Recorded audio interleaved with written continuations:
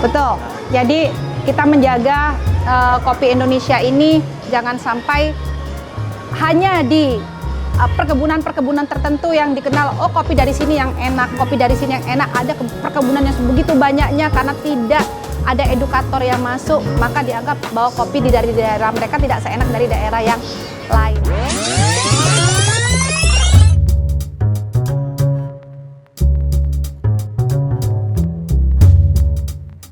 Hai sahabat kopi, ketemu lagi sama saya Lia Zen. Kali ini kita akan bercerita tentang Cup of Java. Jadi mulai dari masuknya kopi ke Pulau Jawa sampai itu menjadi legacy generasi kita sekarang dan berikutnya. Kita tahu ya, kalau kopi Indonesia ini pertama kali itu dibawa oleh VOC Belanda. Waktu itu tahun 1696, pertama kali kopi ditanam di Jakarta atau waktu itu masih bernama Batavia. Kalau sekarang kita kenal dengan nama Pondok Kopi. Karena sesuatu hal Jakarta pernah banjir, akhirnya pada tahun 1878 dibawa kembalilah sama gubernur VOC, tepatnya dari pegunungan di India bernama Malabar, bibit kopi Liberica.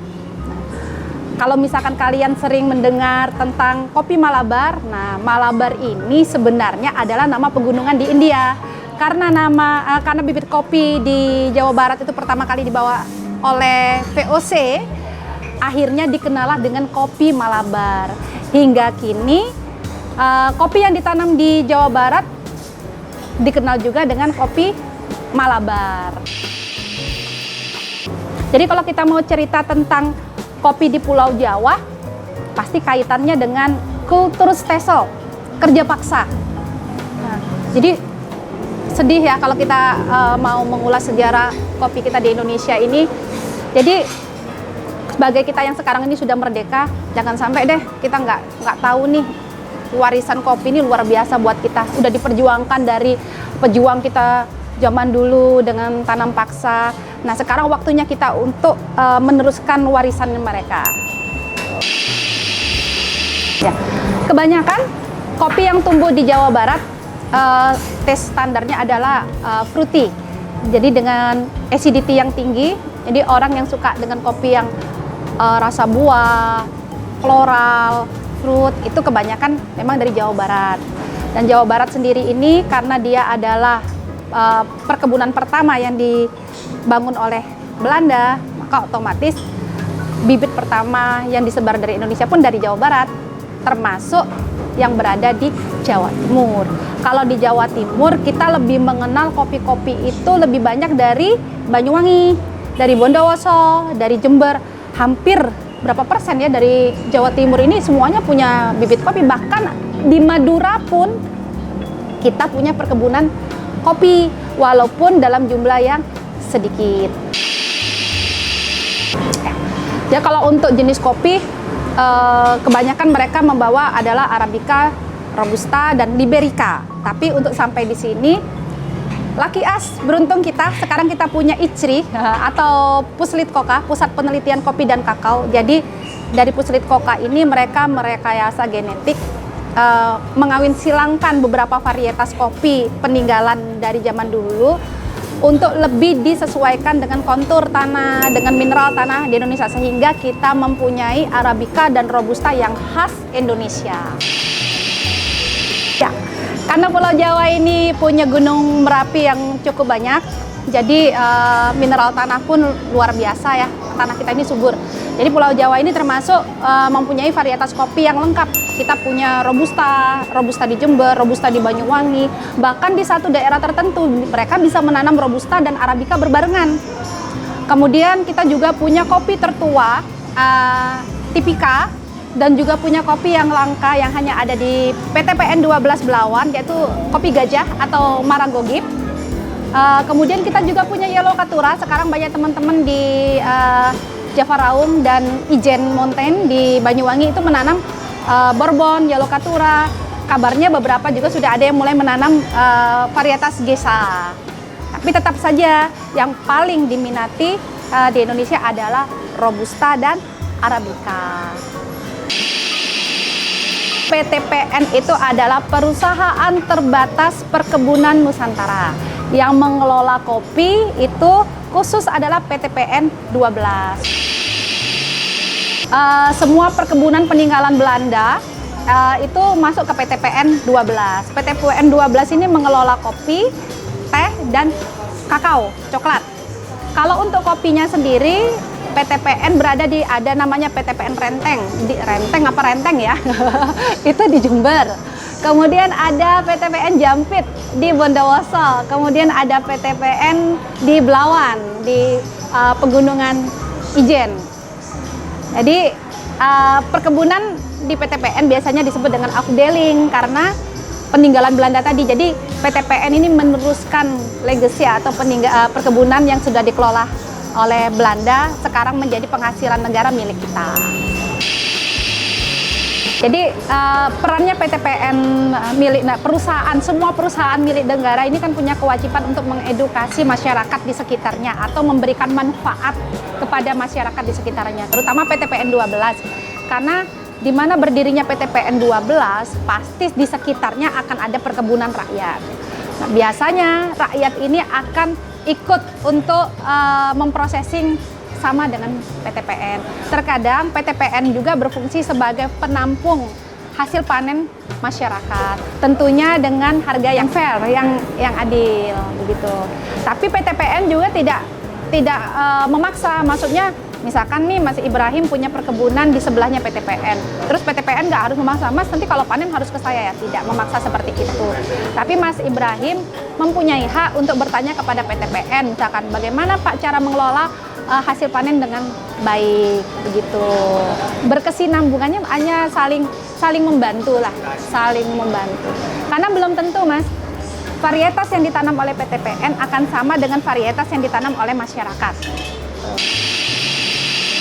Saya tertarik di kopi ini, jadi kita tuh kayak keliling Indonesia tanpa harus jauh-jauh gitu. Kopi ini yang paling kompleks. Dari ujung Indonesia, mulai dari Aceh sampai ke Papua, itu selalu ada perkebunan kopi.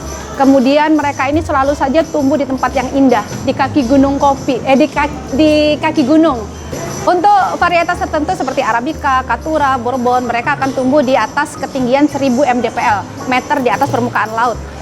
Untuk yang varietas Robusta, Liberica, atau Excelsa, mereka bisa tumbuh di bawah ketinggian 1000 mdpl. Jadi sebenarnya kopi ini adalah tanaman yang paling baik terhadap bumi.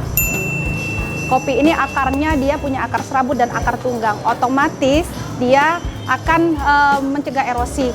Kemudian kopi ini adalah tanaman yang paling mudah beradaptasi, jadi dia ditanam organik. Seperti misalkan petani-petani kita yang menanam kopi secara agroforestry. Biasanya mereka menanam bibit, kemudian beberapa tahun kemudian baru kembali ke hutan itu tanpa dipupuk, tanpa diapa-apain, kopinya tetap berbuah. Nah, kopi ini juga tanaman yang bisa diwariskan.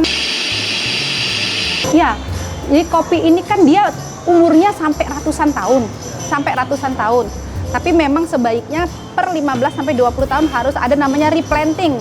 Kalau misalkan kita ini perkebunan, tapi secara misalkan kita tanam di halaman rumah ini nggak kita apa-apain, mau kita tunggu sampai 50 tahun juga dia tetap akan tumbuh dan berbuah. Semakin tua umur kopi maka akan semakin kompleks flavor kopinya. Saya memilih menjadi edukator petani kopi. Ya bukan berarti tidak ada tujuan sama sekali ya. Tujuannya karena kita punya roastery. Roastery ini adalah sambungan jembatan dari petani kopi dengan hilir. Untuk mendapatkan flavor yang baik, harus kita mendapatkan green bean yang baik pula dari petani. Ingat, pembentukan rasa 60%-nya ada di petani. Kalau petani kita tidak bisa mengelola pasca panen dengan baik, maka semaksimal mungkin apapun roaster itu memprofiling si biji kopi, kita tidak akan mendapatkan rasa yang istimewa. Tapi kalau kita sudah treatment ini, kita udah mengedukasi petani kita bagaimana caranya pasca panen yang baik, menjemur yang baik, menyimpan yang baik, atau mungkin lebih ke arah pemupukan, mungkin kita mengarahkan kepada mereka, ayolah kita sekarang harus ramah lingkungan nih, mengurangi pupuk kimia, menjadi organik. Itu pun sebenarnya keuntungan paling besar itu adalah visinya pasti ke kita. Karena apa yang kita makan menjadi baik, apa yang kita minum menjadi baik, hasilnya pun akan menjadi baik. Tujuannya itu. Memang kita mengedukasinya secara gratis, tapi endingnya visinya kita adalah untuk mendapatkan bahan baku yang bagus. Betul. Jadi kita menjaga kopi Indonesia ini jangan sampai hanya di perkebunan-perkebunan tertentu yang dikenal, oh kopi dari sini yang enak, kopi dari sini yang enak, ada perkebunan yang begitu banyaknya karena tidak ada edukator yang masuk, maka dianggap bahwa kopi dari daerah mereka tidak seenak dari daerah yang lain. Kopi di Indonesia ini semuanya enak asal dikelola dengan baik. Ya, kita pada saat mengedukasi petani kopi sebenarnya kita nggak hanya petani kopi, Mas. Jadi saya membawa juga beberapa teman-teman barista. Tujuannya apa? Petani kopi kita ini kebanyakan sudah umurnya sudah di atas 50 tahun ke atas. Ini kita seperti bom waktu nih. Ketika petani ini nanti itu sudah tua, sudah tidak bisa lagi ke kebun, kita sudah tidak punya penerus. Maka sekarang kita itu sedang menggugah hati teman-teman muda ini melalui dunia baristanya. Kalau mereka menyukai kopi, kalau mereka tahu, oh ternyata kopi punya kebun saya, punya bapak saya, punya emak saya itu rasanya seperti ini. Kemudian mereka punya passion di situ. Kita nggak usah nyuruh, mereka pasti akan mau merawat kebunnya. Otomatis akan ada kesinambungan atau keberlangsungan untuk kebun-kebun di Indonesia untuk berpuluh-puluh tahun ke depan. Jadi kita sekarang ini sedang menjaga dan menciptakan warisan kopi ini untuk generasi-generasi selanjutnya. Indonesia ini kan sebenarnya sudah dikenal dengan agraris ya, pertanian. Kita ini punya tanah yang luar biasa subur. Sayang gitu loh kalau misalkan kita tidak menikmati dan tidak mengerti. Bisa jadi ya, one day kalau kita mulai tidak peduli, kalau kita mulai tidak mencari curiosity-nya, ilmunya di kopi ini, suatu saat kebun di kopi di Indonesia akan semakin baik, akan semakin banyak. Tapi ingat, yang memiliki bukan kita. Yang memiliki orang-orang luar sana yang bisa melihat potensi. Karena selama ini mungkin banyak orang yang bilang, hilirnya rame, enak. Di hulunya tetap begitu-begitu saja. Nah, ini kita tidak bisa menyalahkan beberapa pihak. Ini harus ada kerjasama baik dari petani, dari prosesor, dari roaster, dari green bean buyer, sampai ke barista. Ini harus ada satu garis yang sama, harus ada frekuensi yang sama. Karena varietas kopi di Indonesia ini kan luar biasa banyak. Petani-petani kita ini juga sudah mulai banyak yang bereksperimen. Jadi mereka itu mulai, misalkan dulu dia punya peninggalan kopi dari zaman bapaknya gitu ya Mas ya. Karena harus replanting, karena harus menanam kembali, batang bawah itu dipotong, disambung dengan bibit kopi yang baru, maka terciptalah varietas yang baru. Justru itu yang membuat kopi Indonesia itu kompleks. Kebun satu dengan kebun yang lainnya akan mempunyai beda yang rasa. Bahkan kebun yang berhadapan dengan matahari dengan kebun yang tidak berhadapan dengan matahari secara langsung rasanya pun juga berbeda.